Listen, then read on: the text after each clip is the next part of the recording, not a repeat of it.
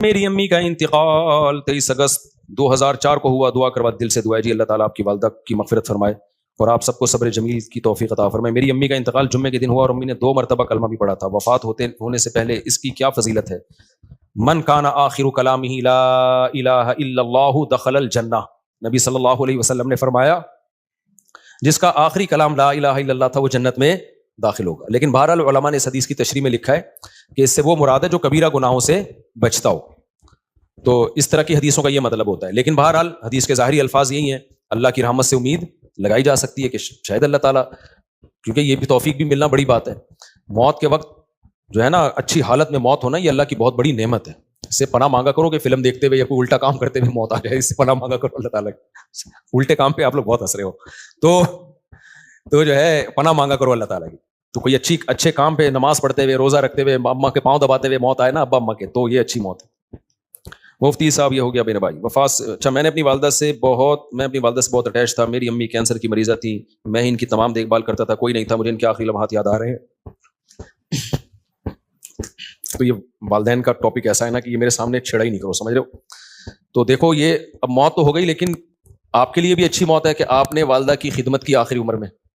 تو جب والدہ کی خدمت کی تو مرنا تو تھا ہی نا, تو کتنی اچھی موت ہو گئی کہ آپ کو خدمت کی توفیق مل گئی. خدا نہ خواستہ کوئی جھگڑا ہو جاتا, کوئی اونچ نیچ ہو جاتی, وہ ناراض چلی جاتی ہیں, آپ ساری زندگی ایک غم رہتا. تو جو کام ہو جائے نا اس پہ پھر نہیں غم کرنا چاہیے. اس میں شریعت نے کہا ہے کہ جو ہوا بہتر ہوا, تو بچانے کی پوری کوشش کرنی چاہیے. لیکن موت ہو گئی تو اب اس پہ صبر کرو, بولے یار چلو خدمت کا موقع تو مل گیا نا.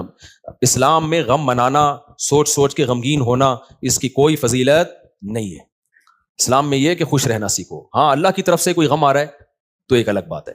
تو اسلام آپ کو غم زدہ دیکھنا پسند نہیں کرتا, اسلام آپ کو خوش رہنا. اسلام کہتا ہے بس ایک غم ہونا چاہیے, وہ کیا ہے؟ آخرت کا. اس کی شریعت میں فضیلت ہے. باقی اپنی زندگی وہ غم لیس بناؤ. آج ایک بندہ آیا, جیسے بعض خواتین آتی ہیں نا شوہر بہت ٹینشن دے رہا ہوتا ہے, میں ان کو کہتا ہوں شوہر لیس ہو جاؤ فوراً, ٹینشن لینے کا نہیں. میں نے کہا شادی سکون کے لیے کی تھی نا, جب سکون ہی نہیں مل رہا تو میاں لیس, اس کو طلاق مانگو, اس سے کوئی بھی طریقہ اختیار کرو جان چھڑانے کا. تو کیونکہ بھائی اپنے سکون کے لیے کی ہے نا, ٹینشنوں کے لیے تھوڑی. ہاں تھوڑی بہت ٹینشن تو ہر گھر میں ہوتی ہے. اسی طرح ایک بندہ آیا, وہی چماٹ والا نا, ایک چماٹ لگایا تو بیوی نے 4 چماٹ لگا دیے. تو اور پتہ نہیں کیا کیا ہو رہا ہے. آپ لوگ کبھی میرے ساتھ خوشبو لگا کے آؤ, کبھی بیٹھو. اب ظاہر لوگوں کے راز فاش ہوتے ہیں, اس لیے میں یہ باتیں کرتا نہیں, اور میرا مقصد کسی کا مذاق اڑانا نہیں ہوتا. سب کے ساتھ ایسا ہو سکتا ہے, لیکن میں صرف بتا رہا ہوں کہ سوسائٹی مارکیٹ میں واٹس گوئنگ آن, مارکیٹ میں ہو کیا رہا ہے. تو ایسے موقع پہ پھر میں لوگوں کو ڈیورس کا مشورہ دے رہا ہوتا ہوں کہ بھائی جب اتنی نوبت ہے تو فارغ کرو میرے بھائی. صبر کا فائدہ نہیں ہے ایسے موقع پہ, کیونکہ شادی سکون کے لیے کی جاتی ہے. تھوڑی بہت ٹینشنیں ہر گھر میں ہوتی ہیں, لیکن ٹینشنوں کی بھی ایک لمٹ ہوتی ہے. کچھ بھی نہیں سن رہی ہے, اپنے آپ کو ماتحتی نہیں سمجھ رہی ہے, تمہیں اس نے خانسامہ بنایا ہوا ہے, اس کو سمجھانے کی ایک لمٹ ہوتی ہے. 6 مہینے اماں کے گھر بٹھا دو, شاید کچھ دن کے بعد ہدایت مل جائے, پھر بھی نہیں مل رہی تو بھائی تمیز سے علیحدگی اختیار کرو. تو وجہ اس کی ہے کہ اللہ نے ہمیں غمزدہ رہنے کے لیے پیدا بولو نہیں کیا. غم ایک ہی ہونا چاہیے, وہ کون سا ہے؟ آخرت. تو خوش رہنا چاہیے انسان کو. اللہ کو خوش لوگ کیا ہے؟ پسند ہے. نبی حضرت ابو ہریرہ نے فرمایا کہ نبی صلی اللہ علیہ وسلم نے جب بھی مجھے دیکھا ہے, زندگی میں کبھی ایسا نہیں ہو کہ آپ نے مجھے دیکھا اور مسکرائے نہ ہو.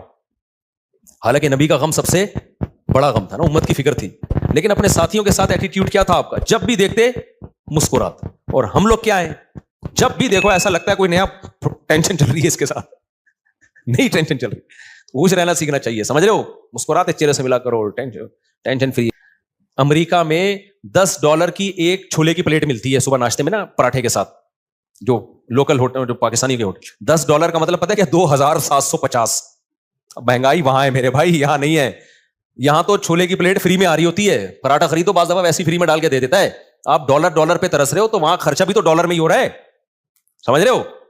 تو اس لیے پاکستانی کرنسی میں اگر کما رہے ہو تو کھا بھی کس میں رہے ہو, اس میں. وہاں جاؤ گے تو ڈالر میں کماؤ گے تو کھاؤ گی بھی کس میں. میں جاپان میں جو فاسٹ ٹرین میں بیٹھا ہوں نا, میں یہ آپ کرو انجوائے, اس کا ٹکٹ پتا ہے کتنے کا تھا؟ جب مجھے پتا چلا میرے ہوش اڑ گئے. میں نے کہا ٹانگا گدھا ٹرکشا صحیح ہے میرے بھائی, یہ بس دکھانے کے ہیں. لوگوں کی جائیدادیں بک جاتی ہیں ان ٹرینوں میں, بہت لگژری لوگوں کا کام ہے وہ, بس وہ ڈرائیور ہی بیٹھے اس میں. تو بہت مہنگائی ہے, تو آپ بہت مزے میں ہو. اور وہاں ٹیکس اتنا ہے, آپ کی اگر 40 لاکھ تنخواہ ہے نا, 1 کروڑ آپ کی اگر تنخواہ, ایک مثال دے رہا ہوں تاکہ کیلکولیشن آسان ہو, تو 43 لاکھ روپے ٹیکس میں دینے ہیں آپ نے. یہاں اتنا ٹیکس تھوڑی ہے. پھر لوگ اس پہ خوش ہوتے ہیں, ہم ٹیکس دے رہے ہیں لیکن علاج ہمارا فری میں ہے, بچوں کی تعلیم ہماری فری میں. فری میں کہاں ہے؟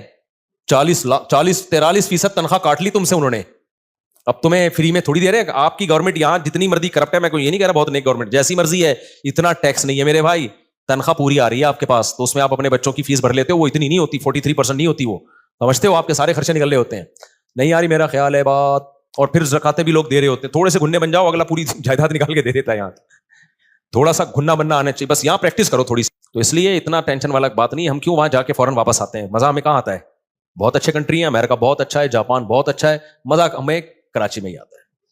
اور یہ جو میں نے ابھی بیان میں کہا نا کہ خاموش, بالکل خاموش, یہ 4 دن خاموشی اچھی لگتی ہے, اس کے بعد کاٹنے لگتی ہے. یہاں ریلیشن ہے, آبادی ہے, ایک بندہ پنجاب والا ملے گا, ایک پشتو والا ملے گا, ایک بلوچی ملے گا, ایک فلانا, ایک میکینک ملے گا, ایک فلانا ملے گا, ایک ڈاکٹر ملے گا, ایک سائنٹسٹ ملے گا, ایک سیاستدان ملے گا. ہر آدمی ہوٹل میں بیٹھ کے ایسے لگے گا یہاں سارے ہی پہنچے ہوئے لوگ ہیں, گپ شپ کا ماحول ہے. یہ سب کچھ وہاں پر نہیں ہے.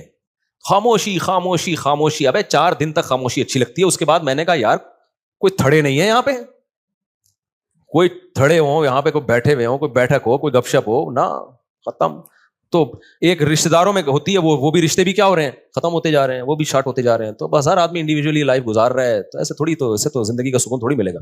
بہت سی چیزیں ہمارے یہاں پازیٹیو ہیں میرے بھائی, بس دعا کرو ہمارے یہاں صفائی ہو جائے اور لا کچھ قانون مضبوط ہو جائے, تو ہم ان سے اب بہت آگے ہیں.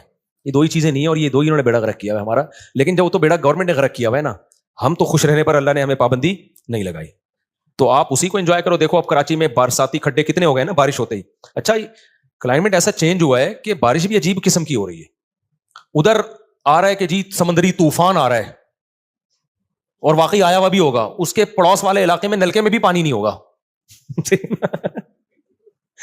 وہ کہہ رہے ہم تو سمجھ رہے تھے پورا طوفان آ رہا ہے, پانی پانی ہو رہی ہے, نلکے میں بھی پانی نہیں ہے. عجیب کراچی کا وہ, یعنی بارش ایسے ہو رہی ہے, انڈا موڑ پہ ہو رہی ہے, کلندری چوک پہ نہیں ہو رہی.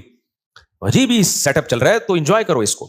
تو وہ دیکھو کتنے کھڈے ہیں نا, وہ ٹک ٹاکر نے کیسا انجوائے کیا کراچی میں بارش میں, جو کھڈے اتنے بات پہ آپ کو چھلانگے مار کے. تو وہ اس نے اولمپک کی تیاری کر رہے ہیں نا گھر میں, لمبی لمبی چھلانگے مار رہے ہیں. ماں نے پوچھا اولمپک کی, کہہ رہے بعد میں پتا چلا یہ کراچی کے کھڈوں کو کراس کرنے کی ٹریننگ لے رہا ہے.